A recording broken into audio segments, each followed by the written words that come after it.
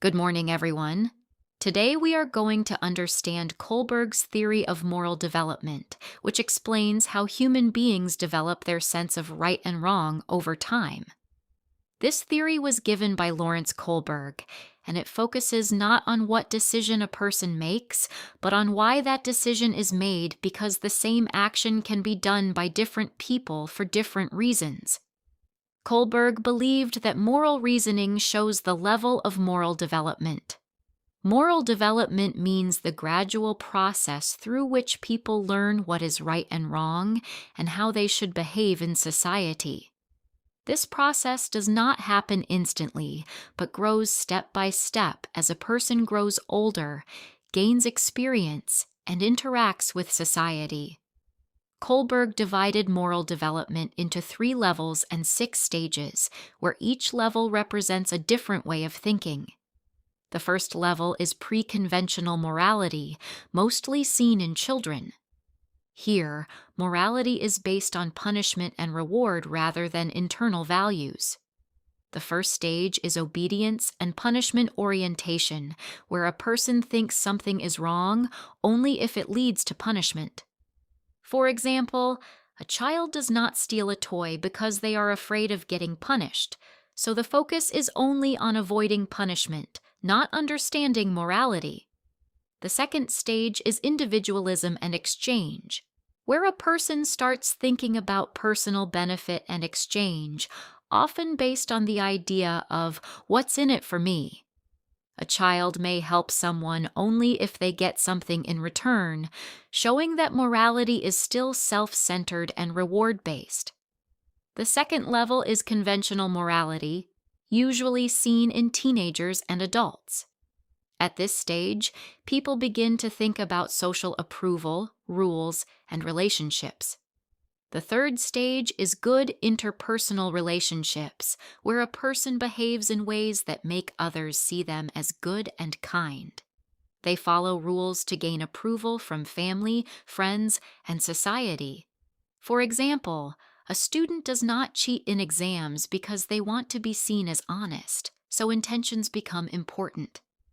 The fourth stage is maintaining social order, where people believe that rules and laws are important for society to function properly. They follow rules not only for approval, but also out of duty.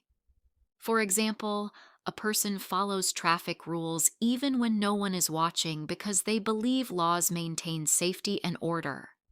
The third level is post-conventional morality, the most advanced level, and not everyone reaches it. Here, people think beyond rules and develop personal moral principles. The fifth stage is social contract and individual rights, where people understand that laws are made for society but are not perfect and can be changed if unjust. They value fairness, human rights, and the greater good. For example, someone may support breaking a law if it protects human rights or fights injustice. The sixth stage is universal ethical principles, where a person follows internal moral principles like justice, equality, and respect for life even if they go against laws or authority. For example, a person may risk their safety to save someone because they believe protecting life is the highest moral duty. To explain this theory, Kohlberg used moral dilemmas, such as the Heinz dilemma, where a man cannot afford a life-saving drug for his wife and considers stealing it. Different people respond differently depending on their stage. Some say no due to punishment, some say yes for personal or emotional reasons, some focus on law, and some prioritize saving life over rules. This shows that moral reasoning is more important than the final answer. Important points of this theory are that stages follow a fixed order. Not everyone reaches the highest stage. It focuses on reasoning, not behavior, and moral development is linked with thinking ability. As thinking improves, moral reasoning becomes more advanced. However, there are criticisms. Some psychologists say it focuses too much on logic and ignores emotions like empathy and care. Others argue it is based mainly on Western culture and may not apply everywhere. Also, people do not always think in one fixed stage in real life and may change reasoning depending on the situation.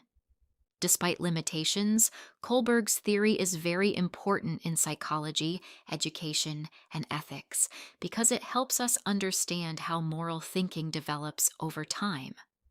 In conclusion, this theory explains that moral development is a journey starting from fear of punishment, then seeking approval, then understanding rules, and finally developing personal ethical principles.